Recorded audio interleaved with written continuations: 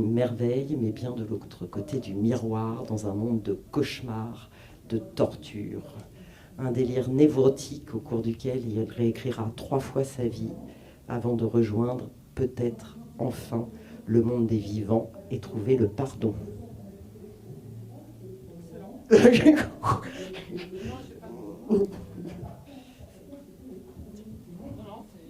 Complètement résumé.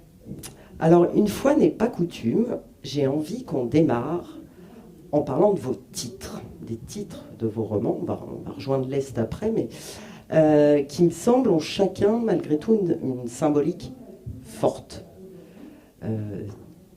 Eric, Tiger, c'est le nom d'un personnage fantôme du livre, mais c'est aussi le tigre.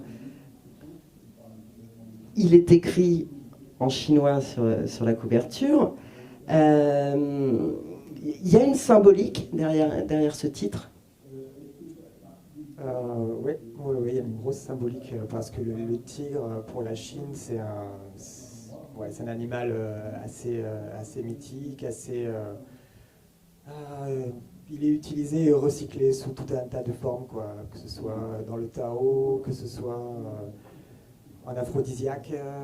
Encore aujourd'hui, il y a des triades qui financent des expéditions pour aller attraper des tigres au Cambodge, juste pour piler leurs os et en faire de l'aphrodisiaque, en fait, qui est revendu très très cher à travers le monde, quoi, surtout en Chine. Donc oui, c'est tout ça, le tigre, en fait.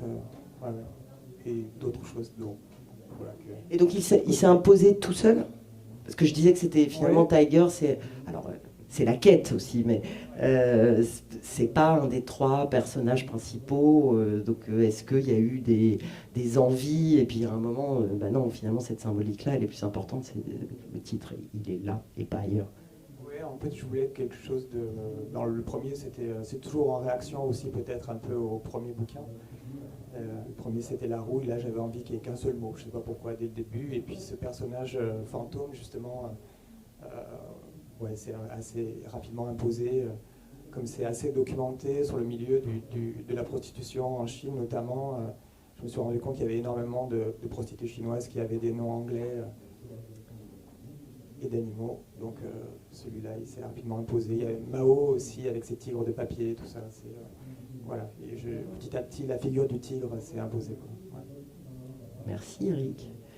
Louis, l'excuse, là aussi, on est dans la symbolique, alors on est dans l'image des cartes du tarot, des atouts.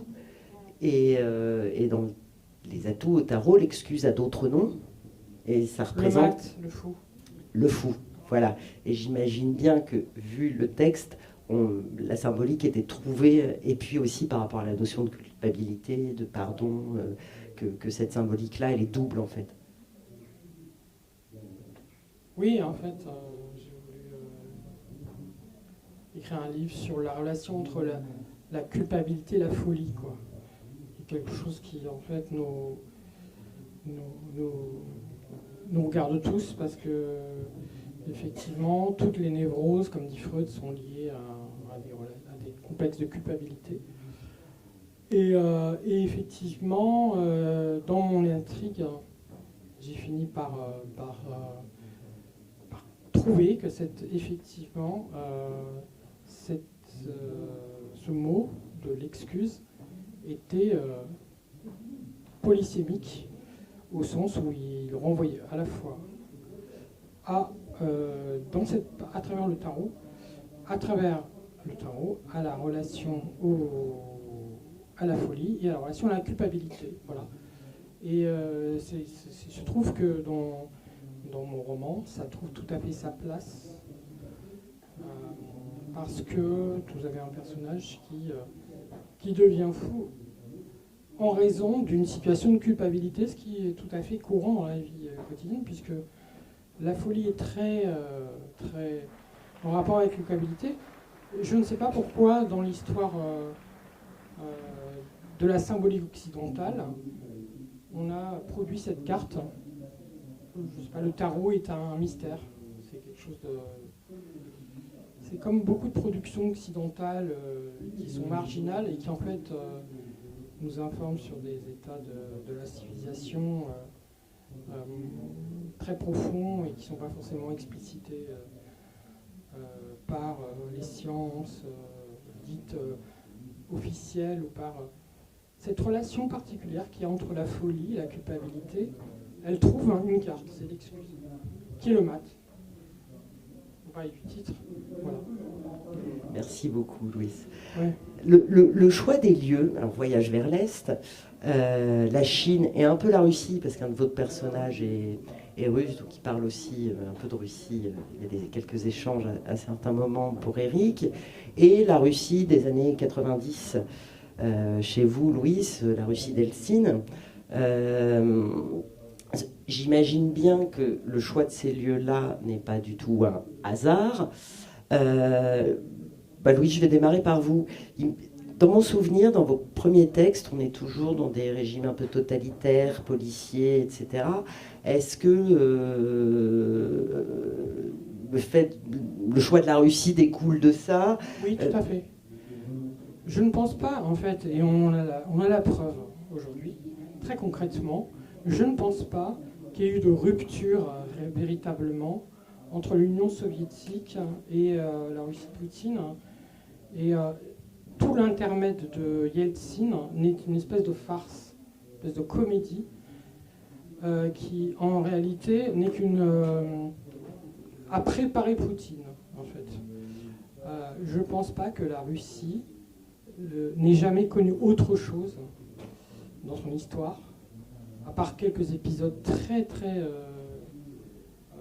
furtifs, que le totalitarisme et que la violence d'État. Alors, il y a eu cet intermède, qui est intéressant, il y a eu cet intermède, fort curieux d'ailleurs dans l'histoire de la Russie, parce que j'ai connu. Après la chute de la perestroïka, Yeltsin, un alcoolique qui prend le pouvoir, qui installe un régime où tout est permis, un chaos ultra-libéral, parce qu'il a détruit la seule chose que l'Union soviétique avait plus ou moins d'acceptable, c'est-à-dire l'état de providence, en quelques mois. Il a suivi tous les préceptes de l'OCDE. Donc l'Union soviétique, en 2 ans, est devenue un État ultralibéral, extrêmement corrompu, mais sans aucune, sans guide, sans direction, livré à lui-même, aux mafias, aux oligarques. Et c'est ce qui a finalement conduit que 10 ans après, on s'est dit Poutine et la population, contrairement à tout ce qu'on pense, parce que c'est ce qu'on dit, la population est derrière Poutine parce qu'ils ont connu ces années-là qui ont été des années absolument inacceptables pour eux. Leur pouvoir d'achat a baissé, leur PIB, la Russie est devenue une puissance moyenne alors que pendant la guerre froide, c'était la 2e puissance mondiale, quoi. Donc, pour répondre à votre question, oui, il y a une continuité parce que c'est la continuité du chaos par rapport à un ordre qui finalement le produit. Voilà. Pour que l'Union soviétique... Yeltsin n'est pas un communiste. Poutine, encore moins. Poutine, si vous voulez, la Russie de Poutine, il n'y a pas de droits sociaux, quoi. On ne peut pas considérer qu'il y a une continuité avec l'Union soviétique. Mais il y a le nationalisme, qui est quelque chose qui, chez les Russes, est fondamental. Ce ne sont pas des véritables occidentaux, ce ne sont pas non plus des orientaux. Là, une histoire qui vient des tsars, de l'Union soviétique, installe le totalitarisme comme quelque chose de totalement évident. Et par rapport à la situation actuelle, le problème c'est que l'Occident se leurre totalement en pensant qu'ils ne sont pas capables d'aller jusqu'au bout. Oui, ils sont capables d'aller jusqu'au bout parce qu'ils n'ont pas un fonctionnement qui est comme le nôtre. Ils ont un fonctionnement qui est de l'ordre du despotisme, qui est une espèce de folie de l'État. L'État est fou chez eux. Par rapport au thème de la rencontre, la folie, c'est une folie d'État. Donc, il n'y a absolument aucune raison qu'on puisse les persuader avec des sanctions ou quoi que ce soit, de les faire revenir dans l'ordre, parce que de toute façon, c'est l'État lui-même qui est fou, les citoyens eux-mêmes sont soumis à cette logique, et donc, qui a eu une période, que je décris dans mon livre, d'intermède totalement délirant, chaotique, ne préjuge pas du fait que on puisse revenir à la raison. Au contraire, même cette folie même prépare une autre folie, qui est la folie totalitaire. Elle est son marchepied. Yeltsin est un marchepied de Poutine. Poutine était un agent du KGB. Il a fait toute sa carrière sous Yeltsin. Il a influencé Yeltsin. C'est Yeltsin qui a dû le nommer, parce qu'il n'avait pas le choix.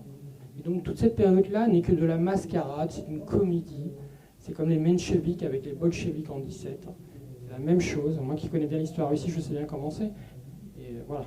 Vous écrivez l'échec de la perestroïka, la dissolution de l'Union soviétique qui lui avait succédé, le chaos et le marasme dans lesquels la Russie avait sombré dans les années 90 du fait de l'incurie et de la corruption de ses dirigeants, dont le plus éminent d'entre eux était un ivrogne notoire, se ridiculisant en direct face aux caméras du monde entier devant son homologue américain et laissant vendre au plus offrant des pans entiers de notre économie libéralisée à outrance, la perte de prestige de notre glorieuse nation, jadis superpuissance rivalisant avec les États-Unis, désormais déchue au rang de valet servile des intérêts occidentaux, l'emprise, enfin, partout, des affairistes et des oligarques.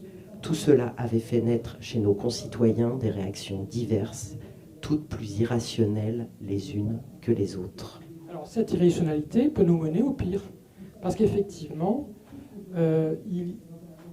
c'est absolument évident que, ayant été bercé à l'idée que l'Union soviétique était l'égale des États-Unis, passer de l'Union soviétique à rien, c'est-à-dire à un pays sous les mains d'un alcoolique comme Yeltsin, ça crée forcément une espèce de ressentiment, de violence intérieure extrêmement profonde.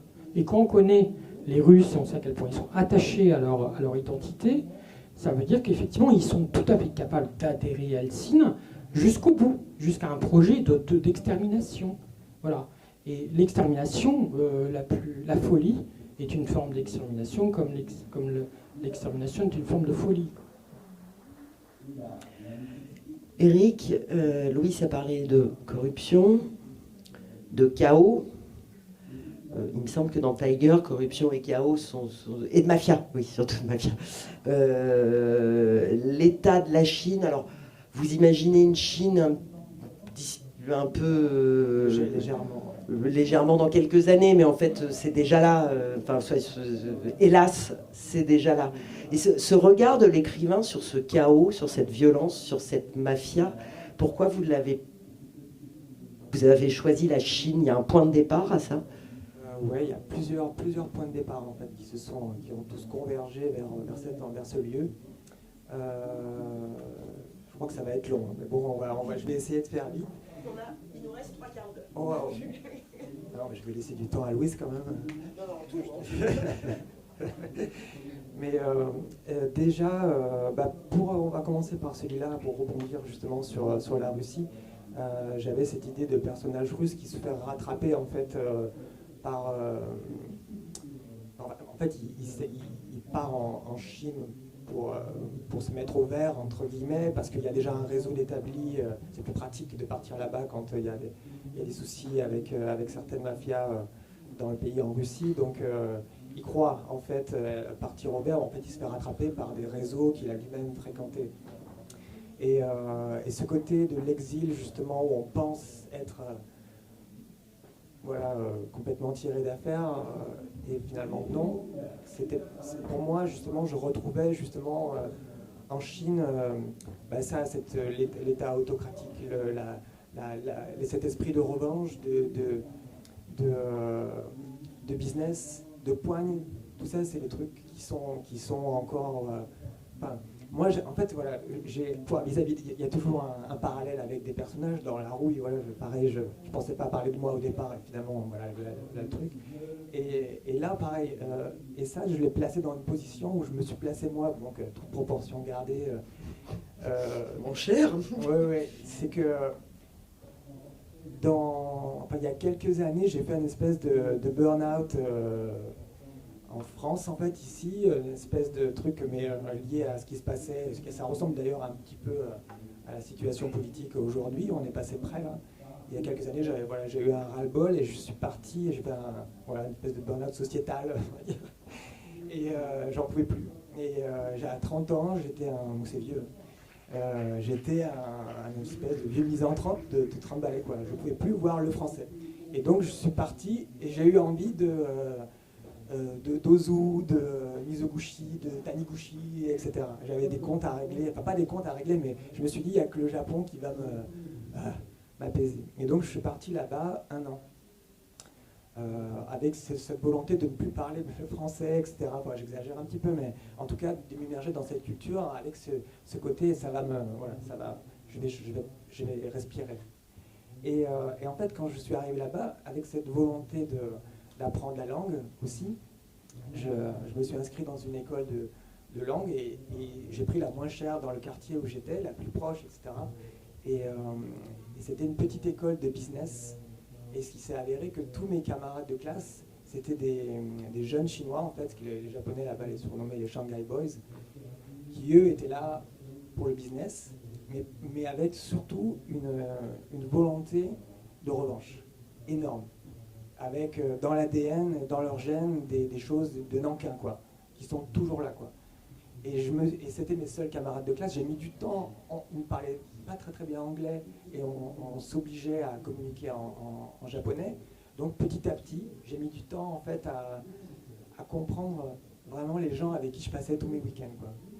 Et parce que c'était l'Asie, je voulais démarrer par le Japon, mais je voulais après faire l'Asie, Taïwan, la Thaïlande, etc. Et finalement, je suis resté 1 an au Japon pour essayer de comprendre tout ça, quoi. Avec eux. Et le Japon et les Shanghai Boys. Voilà, c'est ça. Et eux m'ont initié en fait à cette espèce de capitalisme sauvage qu'on pouvait retrouver dans la Russie à cette époque-là, qui se passait là-bas. Et la Chine a toujours été un peuple marchand et a toujours vendu tout et n'importe quoi. Ça, c'est eux qui me l'ont dit, quoi. Enfin, c'est eux qui me l'ont dit. C'est vous qui le dites je vous cite. Hein, voilà, mais quelque part, je le tiens de leur bouche, tout ça. Et puis bon, enfin, voilà, ça, cette volonté de... Ouais, je n'ai pas envie d'être vulgaire, mais en fait, voilà, après, quand on a su communiquer en japonais, il me disait, en fait, on va te dire pourquoi on est là pour baiser de la japonaise, quoi, et pour les torpiller de l'intérieur économiquement. Ça va durer, ça va être un peu long, mais on va y arriver, quoi. On laisse tout ce qui s'est passé, on finira par les avaler. De toute façon, tu as vu la taille, ils sont tout petits, ça reprend un petit peu aussi, pareil, on retrouve ça en Russie aussi, la taille, elle est obligée de mettre ses agrafes, en fait, tout autour. Et là-bas, on retrouve ça aussi, en fait. Et donc, il y a ça qui était un peu, justement, il va pouvoir souffler là-bas, hein, il se fait rattraper par tout ça, en fait. Voilà. Et le choix de ce trafic-là, le trafic d'êtres humains, enfants, des deux sexes, et puis femmes, évidemment, trafic du sexe, trafic de la pédophilie, des échanges entre, justement, femmes russes, femmes ou enfants, d'ailleurs, russes et chinois, parce que c'est exotique, il faut échanger d'un pays à l'autre pour offrir de l'exotisme aux clients. Il y a quelque chose de... Enfin, c'est ultra capitaliste. Oui, complètement, et c'est pareil, je le tiens de leur bouche. Après, tout ça, ça a infusé pendant des années. Je n'avais même pas à l'époque, je n'ai pas pris une note, hein, mais je me suis quand même renseigné un peu, parce que je me suis dit, c'est pas possible, tout ce que j'ai pu entendre. Donc quand je suis rentré en France, de loin, j'ai regardé un petit peu, et puis j'ai commencé à voir que c'était vrai, quoi. Quand il me disait, bah, tu sais, chez nous, en ce moment, par exemple, mon père, là, il est tout vieux, maintenant il est tout niqué, là on va lui prendre une Coréenne du Nord, là, il y a des promos en ce moment, quoi. On les fait passer facilement, et ça, moi je me disais, ils sont cons, ils ont quand même vachement d'humour, ces Chinois. Et en fait, non, c'était et ça, après, je l'ai découvert dans des traités sur les triades, des ouvrages du CNRS, de criminologie, on ne peut plus universitaire, on ne peut plus sérieux. Et j'ai fait des tas de recoupements et je me disais, non, mais c'est réel, quoi. Et voilà, mais c'était là derrière ma tête. Et puis quand la rouille s'est terminée, je me suis dit, bon mince, je crois que j'ai encore envie d'écrire, quoi. Et tout ça, c'est revenu, en fait. Et voilà, j'ai commencé à poser à coucher tout ça sur le papier et à mieux, encore plus me documenter, ce qui fait que les ogres m'ont attendu au tournant en me disant, non mais là, c'est plus de la fiction, quoi. Et donc j'ai retiré beaucoup de choses. Hein. Sur la documentation, Louise, vous avez parlé de Freud tout à l'heure. Vous avez... Alors, d'ailleurs, est-ce que vous êtes psychanalyste par ailleurs? Je ne sais pas. Enfin, j'ai pas. Oui, j'ai une formation de psychanalyste. Voilà. Bon, bah, alors, je ne vous demande pas si vous avez eu besoin de vous documenter. Vous êtes parti d'une connaissance acquise et exercée. Par rapport à quoi exactement? Par rapport à l'état de l'esprit de votre personnage. Oui, effectivement, l'idée fondamentale de la psychanalyse, c'est que toutes les névroses sont en fait des répétitions inconscientes, forcément, puisque l'inconscient est au centre de la pensée de Freud, de situations traumatiques qui ne peuvent pas être acceptées par le sujet. Et donc le sujet est face à une situation de culpabilité extrême qui en fait fait qu'il ne peut pas les assumer. Et comme il ne peut pas les assumer, il construit des symptômes. Alors les symptômes vont de la névrose légère jusqu'à la psychose. En vérité, les frontières de la folie et de la normalité sont des frontières conventionnelles, quoi. Le fou, c'est celui qui est différent, en fait, finalement. Il y a une autre... d'un point de vue sociétal, le fou, c'est celui qui se comporte d'une manière qui est contraire aux normes.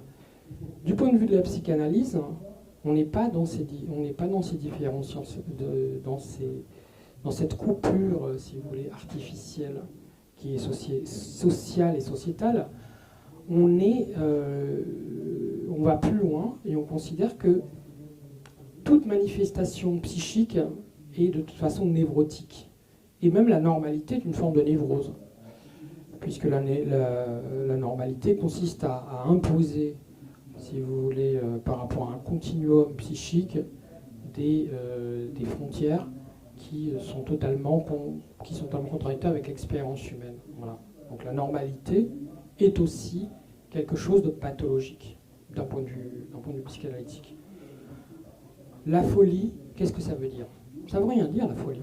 Ça ne veut strictement rien dire. Et fou, celui que vous êtes fou par rapport à l'autre, hein, si vous voulez. C'est un rapport à l'autre. C'est un rapport avec la vérité. C'est vous, c'est l'autre qui dit. C'est par rapport à une convention. Une majorité de gens considèrent que le comportement d'un individu est fou parce qu'il n'est pas en rapport avec la norme établie. Mais du point de vue de l'individu en question, ce serait exactement l'inverse. Mais comme il est minoritaire, il a moins de pouvoir, donc c'est lui qui est fou, avec toute l'idée péjorative et discriminatoire qu'il y a autour de la folie. La folie, d'un point de vue métaphysique, c'est quelque chose d'extrêmement difficile à déterminer. C'est même une espèce d'invariant que toute personne qui existe a une forme de folie. Bon. Vous avez Erasme qui a écrit l'éloge de la folie. La folie, c'est comme une manifestation presque anthropologique de l'être humain. Un être humain sans folie peut être considéré comme particulièrement psychotique. Ce qui se passe avec les gens de pouvoir, qui sont des gens qui sont soi-disant très rationnels, très bureaucratiques, mais à force de n'avoir aucune forme de folie, on va considérer de l'extérieur que ce sont des gens totalement fous, parce qu'ils prennent des décisions sur des critères tellement rationnels que leur rationalité devient elle-même totalement pathologique. Donc oui, effectivement, c'est la force, hein, si vous voulez, de l'enseignement de Freud aussi, et de la psychanalyse qu'on décrit beaucoup, c'est aussi de considérer que la folie, ce n'est pas une donnée pathologique. C'est un élément constitutif de la psyché humaine. Tout le monde est fou. Et en un sens, tant mieux, parce que si on n'avait pas cette folie, on serait des machines. Et en tant que machine, effectivement, on se détruirait tous nous-mêmes, en plus avec les instruments qu'on a aujourd'hui de destruction massive. Ça serait quelque chose d'absolument irréversible. Et d'ailleurs, c'est ce qui peut se passer. La folie froide de la raison est quelque chose qui est bien pire et bien plus toxique et menaçant pour l'humanité que la petite folie, la petite névrose, la petite fantaisie que l'un a. On est tous plus ou moins fous. Et l'excuse, alors c'est intéressant parce que le titre, c'est un peu l'idée aussi ça, de cette carte-là au tarot. C'est-à-dire, il y a un moment dans le jeu, hop, je mets cette carte-là, oh écoutez là, j'ai pas envie de jouer, j'ai pas envie de continuer, je mets la carte de l'excuse, et puis je suis un petit peu à l'écart. C'est ça la folie, le droit à la folie, l'éloge de la folie, c'est un peu mon livre aussi. Comment je rebondis avec Eric maintenant là les rêves, Freud, ouais. Voilà. On reviendra sur les rêves qui sont une façon de se guérir dans le livre de c'est parce que vous m'avez posé des questions par rapport à la psychanalyse. Oui, non, mais c'est tout à fait. Et il y a des rêves aussi dans Tiger, c'est un de vos trois personnages. Alors, vous avez parlé du jeune russe, c'est Sade. Et il y a une jeune fille qui est éducatrice dans un refuge pour enfants. Alors, c'est des enfants qui ont été récupérés après avoir servi de marchandises dans ce trafic humain. Donc, c'est des enfants fracassés, abîmés, de tout âge. Et cette éducatrice elle-même est passée par ce cheminement-là. Elle a été dans une secte, mais une secte très...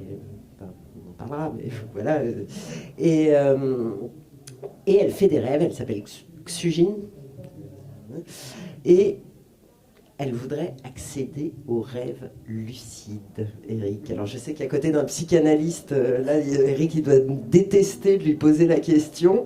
Effectivement, tous les chapitres sur Xugine démarrent quasiment par un de ses rêves, et qu'elle rêve presque, le rêve lucide, ce serait presque le rêve éveillé et qu'on maîtrise.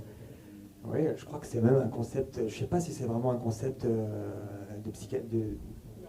C'est ça. Ça va au-delà de ça. Moi, c'est très physique, je crois. Et c'est même, ceux qui m'en ont parlé, c'est des gens qui avaient versé du côté obscur du New Age.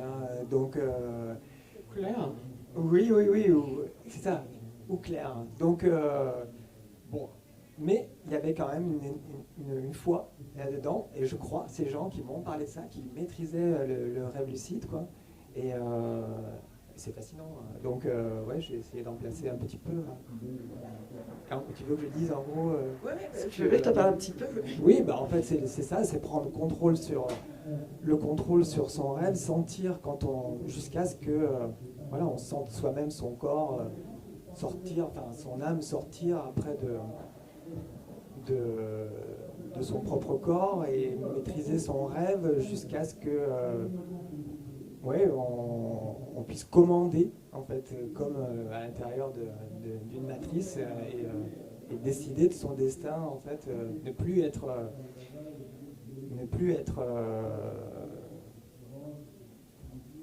non, je trouve pas du tout. Est-ce que je peux ajouter un mot? Ouais.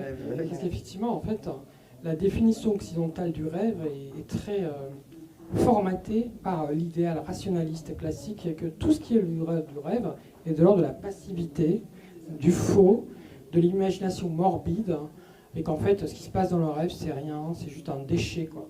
C'est comme vous allez aux toilettes, quoi.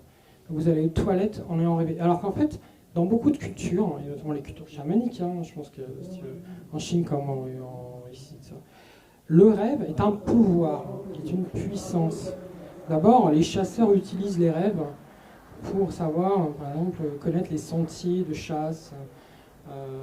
Ils pensent que par l'intérieur du rêve, il y a une fonction pragmatique du rêve dans beaucoup de civilisations. Et le rêve n'est pas mis au rebut comme une espèce de « Ah, c'est bon, mon rêve, là, on est en train de rejeter l'excès d'expérience qu'on a eu pendant la veille, et comme si c'était quelque chose, enfin, finalement d'insignifiant et même de morbide. Non. Dans certaines civilisations, le rêve a une fonction pragmatique.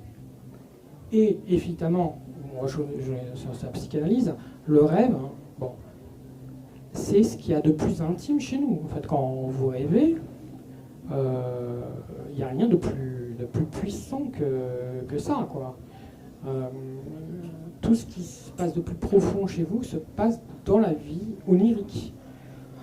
Or, en Occident, on a tendance à opposer le rêve comme de l'ordre du faux, de l'illusion, et la réalité, dont on se demande bien ce que c'est, parce que la réalité, de toute façon, elle est qu'est-ce que c'est que la réalité? La réalité, elle est totalement pénétrée par les songes, par le psychisme. Il n'y a pas de réalité pure, on n'est pas des observateurs scientifiques. On a toujours, dans nos expériences, des parts oniriques. Bon. Ce qui est, je pense, important,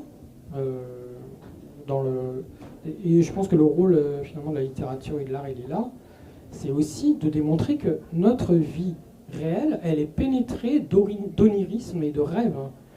Et que, à force, et c'est le malheur, le drame de l'Occident, à force de mettre le rêve du côté du faux, on arrive à des vies extrêmement appauvries, où il n'y a rien que la répétition de quelque chose qui, de toute façon, n'est pas atteignable en dehors du rêve. Donc, je pense qu'on va être d'accord là-dessus. C'est aussi pour ça que vous avez tous les deux choisi un pays où, enfin, dans les deux textes, le chamanisme, il est très présent. Oui, tout à fait. Ouais, c'était pareil, c'est pour essayer de... Enfin, pour ce personnage-là, en tout cas, c'était... étant issu d'une secte, justement, où la base est très chamanique, elle-même, elle sait, justement, que dans ses rêves, elle a accès à d'autres choses, quoi. Et elle a même un secret, elle a un secret à l'intérieur d'elle-même qu'elle cherche à retrouver et à percer. En fait, toutes les séquences de rêves sont pour moi sont un peu cryptées. Et petit à petit, quand on relit peut-être le bouquin, on sait à quoi je veux faire référence, parce que c'est une clé et une énigme pour qu'on trouve sa part d'animalité, on va dire. Mais oui, c'est ça, c'est ce que je cherchais, comme disait Louis, c'est ça, c'est que le rêve lucide, c'est ça, c'est pas passif, c'est être actif et ne plus être spectateur, mais acteur de son paysage onirique, quoi. Oui, parce qu'en fait, le rêve est conçu en Occident comme quelque chose de passif. Allez, on rêve, on subit tout. Alors que dans ces sociétés-là, chamaniques, altaïques, qu'elles soient... le rêve est conçu comme quelque chose d'actif, vraiment, il a une fonction. Alors, quand elle est pathaumaturgique ou sacrée, il a une fonction pragmatique.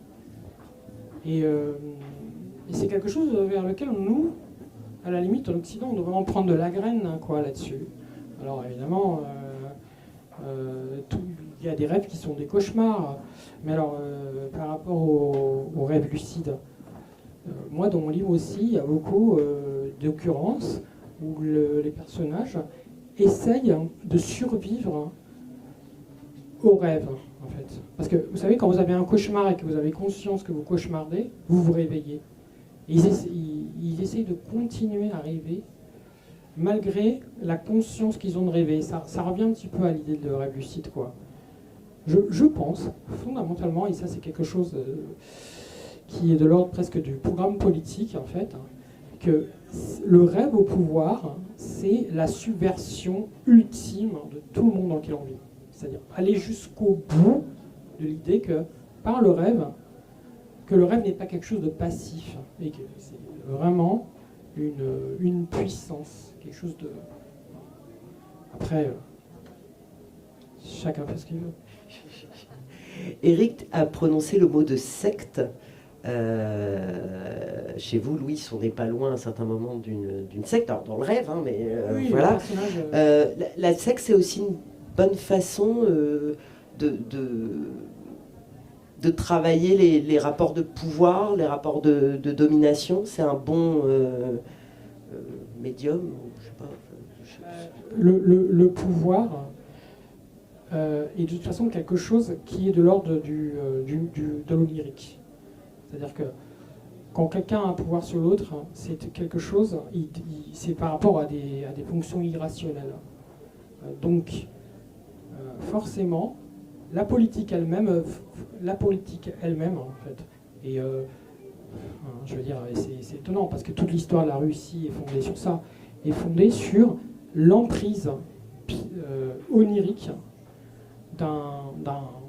d'une secte, au début, en fait, la dictature du prolétariat en 17, ça s'est fait par une poignée de gens. Hein. C'est une poignée de gens qui ont fait la révolution en Russie. La majorité était totalement apathique. C'est eux qui ont fait. Mais la propre Révolution française, je vais vous dire, la Révolution française elle-même n'a pas été faite par le peuple. C'est le peuple qui a suivi. C'est une petite élite qui était là depuis 20-30 ans, gorgée d'idées maçonniques et libérales, qui se sont développées sous Louis XVI, qui a provoqué la Révolution française. Donc c'est toujours des phénomènes sectaires. Alors sectaires, entre guillemets, hein, parce que la secte, c'est vraiment quelque chose qui est très mal vu. Hein. Mais ce sont des phénomènes sectaires qui ont régi l'histoire de l'humanité. Sans cette poignée, cette petite élite de gens éclairés, il n'y aurait pas eu la Révolution française. Pareil, la Révolution russe a été faite par une poignée de gens. Donc il y a toujours une espèce d'élite un peu illuministe. Avec un leader charismatique. Avec un leader charismatique, hein, voilà. Et Poutine en est un. Et hélas, c'est plus que le rebut du passé. Mais c'est un petit peu le problème de l'humanité, quoi. Oui. Là, c'est Yvan qu'en est un Oui. dans l'excuse, hein, oui. Qui se transforme dans les rêves, en tout cas, en monstre. Oui. Au début. Si vous voulez, ce qui se passe, c'est que dès le départ, on est dans une logique onirique. Parce que mon roman se passe en Sibérie et en Ukraine. La Russie et l'Ukraine. Et pour les Russes, alors, c'est vrai que c'est pour ça qu'on a du mal à les comprendre un petit peu. L'Ukraine, c'est à la fois le berceau de la Russie, avec la Russie de Kiev, etc., et à la fois c'est une colonie, parce que c'est les tsars qui l'ont colonisé. Donc ils ont un rapport totalement ambigu à ce pays. C'est à la fois, la Russie s'est fait à la fois à Kiev, après pendant 300 ans, 400 ans, ils n'en ont plus jamais entendu parler, et après ils l'ont colonisé, et ils considèrent que les Ukrainiens, c'est comme des méridionaux un peu, comment dire, ils ont une espèce de mépris pour les attardés. Oui, mais je ne veux pas dire le mot, parce que c'est... Voilà. Et du coup, finalement, il y a une cristallisation de la folie, quoi. C'est l'origine, et à la fois, il y a du mépris. Il y a à la fois, on veut reconquérir ça, parce que c'est nos racines, et en même temps, on les méprise totalement, parce que c'est juste la petite Russie. Gogol, par exemple, qui est un auteur ukrainien, il écrivait en russe, quoi. Donc il y avait toujours une espèce de mépris, comme si c'était les Occitans de la Russie, si vous voyez. Et donc, en fait, le problème, il est là, c'est que c'est pour ça qu'ils sont fous. C'est pour ça qu'ils deviennent fous avec l'Ukraine, et que ça va se cristalliser à un moment où, en fait, ils n'en pourront plus, quoi. Parce que tout part de Kiev. Les Varegs, ils ont fondu la Russie à Kiev. Après, ils ont perdu. Les Russes ont perdu. C'est devenu, ce territoire est devenu un protectorat polonais et lituanien. Et quand les tsars l'ont reconquis, ils les ont considérés comme des arriérés. Alors maintenant, ils ont leur indépendance, ils se disent non, c'est chez nous, quoi, c'est chez nous. Mais non, c'est pas chez eux. Les Ukrainiens, ils en veulent pas. C'est pour ça qu'en fait, ça va s'enquister, à mon sens, dans quelque chose de forcément ultime. En fait, il n'y a pas de solution à ça. Sachant qu'en plus, alors, tu vas me dire, mais je crois que les Varegs, justement, c'était des Vikings suédois. Donc oui, la base du peuple russe, c'est ça qui est dingue, c'est que la base, c'est des Vikings suédois qui viennent sur le bord du Dniepr, en fait, pour faire du commerce, quoi, et qui se marient avec, entre guillemets, des Slaves. Et les Russes, RUS, je crois, ça part de là. Donc Non. c'est là où, à Kiev. Enfin, C'est-à-dire que le problème là, c'est qu'il y a une origine fantasmée qui, en fait, n'est pas récupérable, parce que c'est les origines, c'est comme pour les Francs. Nous aussi, la France, ça vient des Francs, hein, ça vient, on est germanique. Hein, enfin, c'est une origine qui n'a aucun sens, parce qu'après, ils ont vécu beaucoup d'années sous un autre régime qui était l'origine de la Pologne, de la Lituanie. Quand les tsars les ont conquis, c'est devenu une colonie. Donc, c'est comme si Alger était la capitale symbolique de la France. Donc du coup, ça crée une cristallisation, un mélange de l'origine fantasmée et la colonie en même temps. C'est l'Algérie française puissance 10, en fait. C'est comme si Alger avait été la capitale originelle de la France. Donc en fait, ils vont y aller, ils vont bombarder jusqu'à ce qu'ils se détruisent eux-mêmes, parce que c'est pas juste une région limitrophe, quoi. C'est pas, je sais pas moi, c'est pas la Géorgie. Pour eux, l'Ukraine, c'est quelque chose de pathologique, quoi. Et c'est là où en fait on entre dans un engrenage, hein, où on va pas s'en sortir. On va pas s'en sortir. Voilà. Et où ça s'enquiste pendant 30, 40, 50 ans, ou alors ça se finit par l'extermination mutuelle, et puis parce que les Russes ils vont pas lâcher l'Ukraine. Pour eux c'est carrément c'est pas possible. Jusqu'en 2014, ils avaient réussi à mettre un régime fantoche. Il y a eu l'espèce de révolution, et depuis ils supportent plus, quoi. Donc ils supportent plus, ils vont y aller. Ils ont eu avec la Crimée, ils ont avec c'est de l'ordre du pathologique, et ne sont pas des sociétés démocratiques. Et là, il parle de la Chine, c'est pareil. La Chine et la Russie, c'est pareil. Ce ne sont pas des sociétés démocratiques. Voilà. oui, c'est ça. Et la liberté, non. Eric, on va revenir sur l'idée de la secte. Déjà dans la rouille, il y avait un côté rite initiatique. Enfin, les rapports de pouvoir, ça vous intéresse quand même. Il y a de forcer l'autre, les rites. C'est quelque chose que vous travaillez finalement depuis 2 livres de façon très différente. Oui, tu vois, je n'avais pas fait le lien en fait. Ouais. Là, c'est venu encore une fois des triades en fait. En enquêtant dessus, je me rendais compte que certains leaders en fait avaient une aura de gourou. Pour peu qu'ils étaient bouddhistes, ça se transformait en secte bouddhique. Et puis on avait ensuite aussi comment dire, à une époque en fait les triades c'est devenu des espèces de sociétés secrètes parallèles avec énormément de pouvoir et qui avaient cette envie de revanche aussi. Mais quand Mao il a commencé avec sa rééducation, avec ses 5% de problèmes, quoi. C'est-à-dire que, voilà, je ne veux pas faire mon cours d'histoire, mais en gros, quand il a décidé qu'il n'y avait que 5% qui posaient problème de la population qui posait problème, quand on est dans un petit village où il y a 300 habitants, il faut qu'il y ait 5% qui posent problème. Et donc on trouvait 5% à rééduquer. À rééduquer, c'était le désert de Gobi. Vous êtes combien là ? Il faut les trouver, ouais. On va les trouver. On va les trouver et les rééduquer. Donc après la rééducation, c'était ça.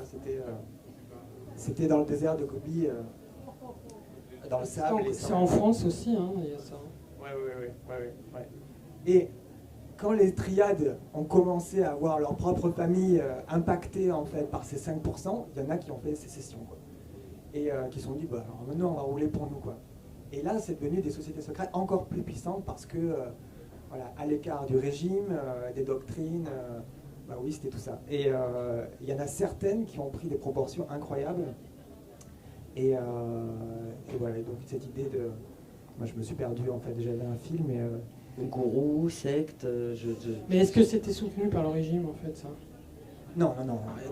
En fait, c'est devenu tellement gros qu'après, elles ont été exterminées. Il y a certains endroits où ils ont mis 2 mois à raser le village, quoi, tellement c'était devenu... Oui, voilà, ça y est, je suis revenu, merci.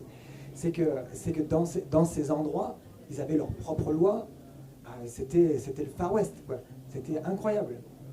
Et avec des rites, des coutumes, justement, qui qui sont liées à des pratiques sectaires terribles, avec un endoctrinement aussi, parce qu'ils étaient là pour faire du business, c'était des criminels à la base, donc la prostitution, les réseaux, tout ça, il fallait en fait que ça travaille. Il y a un côté western dans votre livre. Ah ouais. Bon, alors western asiatique. Non, mais c'est vrai, c'était le Far West hein, à une période et l'endoctrinement des filles. Les filles étaient élevées en fait pour ça quoi, depuis leur plus jeune âge. Ils se sont même inspirés du modèle taïwanais. Non, pas taïwanais, pardon, pas du tout. Thaïlandais, merci. C'est-à-dire que quand les États-Unis en fait, ils ont eu besoin d'un lupanar pendant la guerre du Vietnam. Ils se sont dit, bah tiens, on va aller mettre les GIs de temps en temps au repos, quoi, en Thaïlande. Et c'est là, en fait, où ça a vraiment commencé. Et les bordels, etc. Et la Thaïlande, en fait, a fait tellement d'argent à l'époque avec les GIs qui partaient se reposer quelques jours là-bas, qu'ils se sont dit, en fait, quand la guerre va s'arrêter, qu'est-ce qu'on va faire, quoi, quand les Américains vont partir? Et donc, ils se sont dit, bon, bah, ok. Là, il y a un truc à faire. Donc ils ont dit, on va sacrifier, ils se le sont formulés quand même, hein, on va sacrifier une génération de femmes, on va remettre le pays à flot, et après on arrêtera. Et ça deviendra juste une destination touristique et pas une destination de tourisme sexuel, quoi. Et ils n'ont pas tenu leur parole. Et c'est pour ça que la Thaïlande, c'est quand même, voilà, encore aujourd'hui, un des pays pour le tourisme sexuel, où voilà, c'est le plus performant, quoi, on va dire. Depuis ça. Mais ça a démarré comme ça, en fait. Et en Chine, aujourd'hui, c'est aussi violent que ça? Je ne peux pas dire, c'est pour ça que je l'ai situé, j'ai poussé les bouchons quelques années plus tard. Mais à l'heure actuelle, c'est quand même assez affligeant. Et ouais, ils ont cette coutume aussi. Bah, il y a tellement d'argent. Il y a tellement d'argent qui circule aussi que... Dans un pays communiste, soi-disant. Oui, non, mais c'est ça qui est fort. Hein. Ouais, tout à fait. Mais je pense que tout ce que... En fait, il y a des tas de choses là-dedans que j'ai pas mis, parce que mes éditeurs me disaient non, mais... Vous avez quand même glissé une petite phrase, je crois qu'il y a un moment où Mamalov, c'est la patronne du refuge, elle a une discussion avec Essad et elle dit il est bien taré votre dirigeant aussi. Et là je me suis dit, le futur proche, il est quand même très dans l'actu. Oui, tout à fait. Elle l'appelle Pavlov d'ailleurs. Pavlov qui était le surnom de Poutine à l'époque, je crois, quand il était au KGB, quoi, enfin au FSB. Mais c'est ça. Hein. Et ouais, petite allusion. Ouais. Il y a un autre parallèle que je ferais bien, même si il est peut-être osé, entre vos deux textes. C'est que vos personnages, ils sont en quête de, pour Essad en tout cas, en quête de pardon. Que finalement il a une culpabilité à gérer comme Vassili, mais aussi en quête de réappropriation. Alors peut-être réappropriation de l'esprit pour Vassili et réappropriation des corps pour la plupart des protagonistes, notamment féminins et enfantins. Chez vous, Eric, cette notion de réappropriation, vous êtes d'accord? Oui, tout à fait. Oui. Ouais. Non, si, je suis d'accord, surtout que oui, cette réappropriation du corps, elle passe par un endoctrinement du corps aussi, quoi. Et notamment Sujin, justement, qui elle a été élevée en fait pour ça. Même en tant qu'éducatrice, elle a encore aujourd'hui, et ça je l'ai lu en fait, inspiré de l'histoire réelle, c'est-à-dire qu'il y a quand on est élevé pour utiliser son corps en fait comme un outil de travail, on sait faire, en fait, on ne sait faire même que ça, quoi, depuis son plus jeune âge. Il y avait des endroits où on arrivait, on pouvait choisir, on s'asseyait, on prenait un thé et on pouvait choisir sur toutes les générations, en fait, quoi, de 5 à la grand-mère. Il y a des familles, c'était comme ça, c'était une industrie, il fallait aider, en fait, la région, et toute la famille s'y mettait. Et après tout, voilà.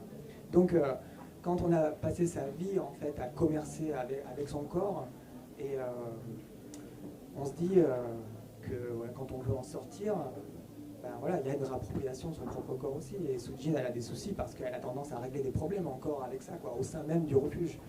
Et donc oui, pour moi c'est vraiment lié, quoi. C'est réappropriation corps / esprit. Pareil, en fait. la réappropriation, dans le cas de mon personnage, c'est lié à la thérapie.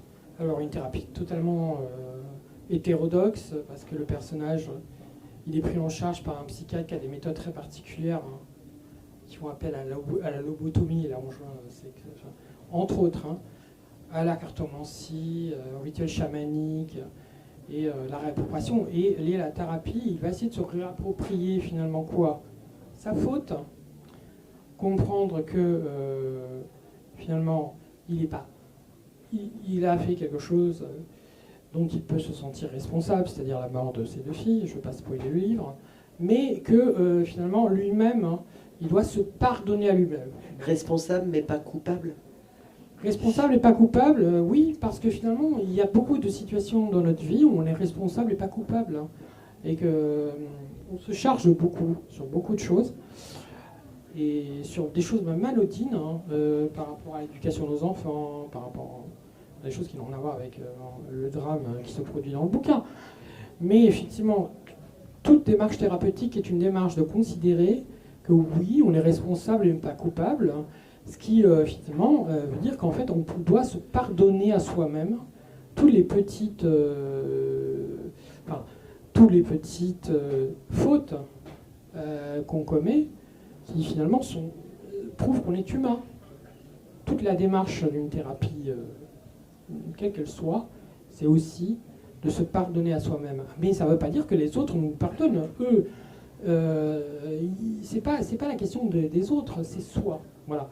Alors, dans mon cas, effectivement, vous avez un personnage qui développe une forme de folie par rapport à une culpabilité qui est la disparition de ses filles.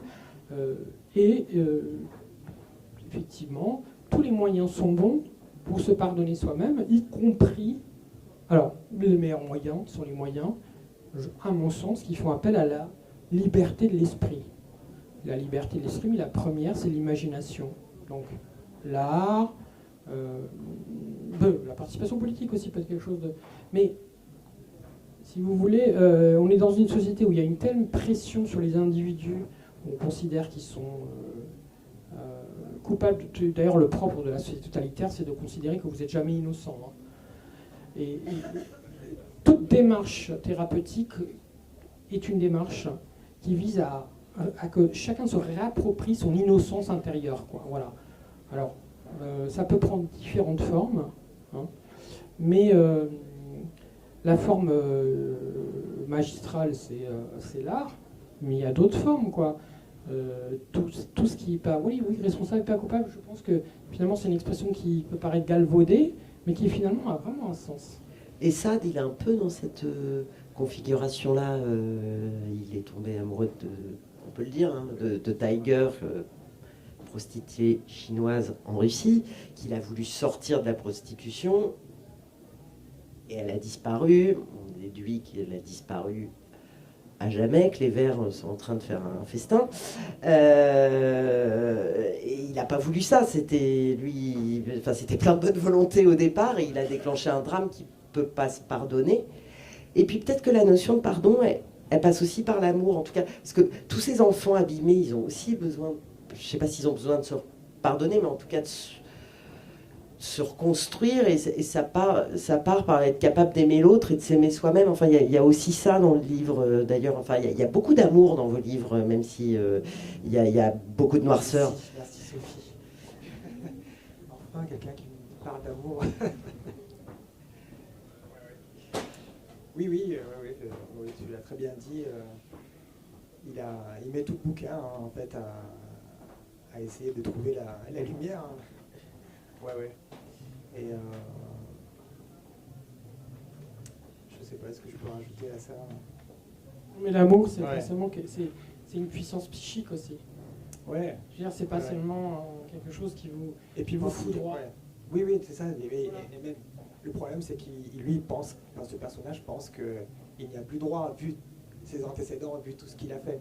Donc il pense que ça ne le rattrapera plus, en fait. Il s'auto-inflige, en fait, cette punition. Et pour lui, voilà, c'est plus possible, quoi. Il s'est verrouillé vis-à-vis de ça, quoi. Le problème, c'est la culpabilité, quoi. C'est-à-dire que la culpabilité est est une manifestation de la névrose. Et d'ailleurs, c'est elle qui l'empire, une manifestation qui empire la névrose. Tant qu'on n'est pas libéré de la culpabilité, il y a la culpabilité d'être né aussi, parce que, si vous voulez, là, mon personnage, par exemple, pourquoi il développe aussi, pourquoi il lui est arrivé tout ça, c'est parce que c'est un orphelin, c'est un surplus, voilà, il est en plus, il est adopté, il se sent pas bien dans cette famille, hein, donc finalement il se sent pas à l'aise, et donc ils sont coupables d'être nés parce que finalement il n'est pas à sa place. Tout ça, c'est ça, en fait. La névrose est liée au fait qu'on n'est pas à notre place, et notre société, dès le départ, nous dit « vous n'êtes pas à votre place, vous n'êtes pas bien, vous êtes nana, vous êtes en trop. Finalement, il y aurait eu un enfant et pas deux, ce serait mieux, etc. » Tout est comme ça. Est-ce que... il est quelle heure? Oh, il est 58. Est-ce que vous avez des questions à poser à ces deux grands messieurs? J'ai vu un bras qui bougeait, mais non, alors moi, j'ai une dernière question. Qu'est-ce que vous avez avec le triptyque, tous les deux? Eric, 3 personnages, 3 voix qui reviennent régulièrement. Louis, 3 réécritures de vie, 3 rêves, 3 cauchemars, je ne sais pas. Ça symbolise quelque chose, le triptyque, chez vous? Alors, le 3, en fait, Freud a écrit quelque chose là-dessus, sur les nombres dans les rêves. Et le 3, en fait, c'est le père, la mère et le fils. Donc, en fait, c'est d'une certaine façon la problématique originelle d'une famille, quoi. Papa, maman et le fils. Donc, après, ça peut, alors, dans mon cas, c'est 3 frères, etc. Ça peut se régler de différentes façons. Oui, parce que vous avez une proposition, une antithèse et une solution après sur la 3e, et qui en fait fait recommencer tout depuis le début. Et alors, dans mon cas, effectivement, la solution ne fait que reproduire le problème. Ce qui est le cas avec le fait qu'on a un enfant. On pense qu'avec l'enfant, on va dépasser le couple. Vous voyez ce que je veux dire? Le couple sans enfant est considéré comme une espèce d'impasse. À partir du moment où on a un enfant, on va recommencer. Mais on va recommencer une généalogie où la personne qui sera née de ce couple va devoir refonder une famille. Et c'est toute l'humanité qui est totalement déterminée par ce trio infernal, quoi. Mais qui, en même temps, sans lequel aussi, il n'y a pas... Grâce à ce trio, il y a la vie aussi, quoi. C'est la Renaissance. Bah oui. Bah ouais, on est... Sans le savoir, Eric, mais... Non, mais oui, Louis, il a parlé d'un rythme aussi. Et ça, moi, je l'ai découvert là, justement, avec ce trio de personnages. C'est vrai que c'est... c'est 1, 2, 3, 1, 2, 3. C'est un rythme, en fait. Oui, tout à fait, ouais. C'est un rythme qui fonctionne. Le rythme ternaire est différent du rythme binaire en musique. Oui, tout à fait. Et je retrouvais, du coup, moi, un plaisir à tel point que plus j'avançais dans ce rythme, plus je démarquais, en fait, ces 3 personnages pour que chacun ait sa propre voix, mais qu'après, comme un refrain, un couplet, et qu'après on retrouve ça, et qu'on sache toujours où on est, en fait, dans cette musique, en fait. C'est le rythme de la valse, c'est le rythme de la mazurka. C'est un rythme plus dansant que le rythme binaire, qui est très qui est plus prosaïque, quoi. Le rythme ternaire est plus dansant et plus fort. C'est pour ça qu'on aime le 3. Eh ben, j'espère qu'on vous a donné envie de lire ces 2 textes qui, moi, m'ont absolument fasciné. Je trouve que c'est des textes qui se méritent et qui méritent de se lâcher, de leur faire confiance, d'accepter des choses qu'on ne comprend pas toujours. Et c'est très agréable de sortir de ces textes. Donc, Tiger d'Éric Richet, L'excuse de Louis Seabra. Ils vont évidemment être en dédicace à l'espace librairie maintenant. Et 1, 2, 3, on les applaudit. Merci Sophie.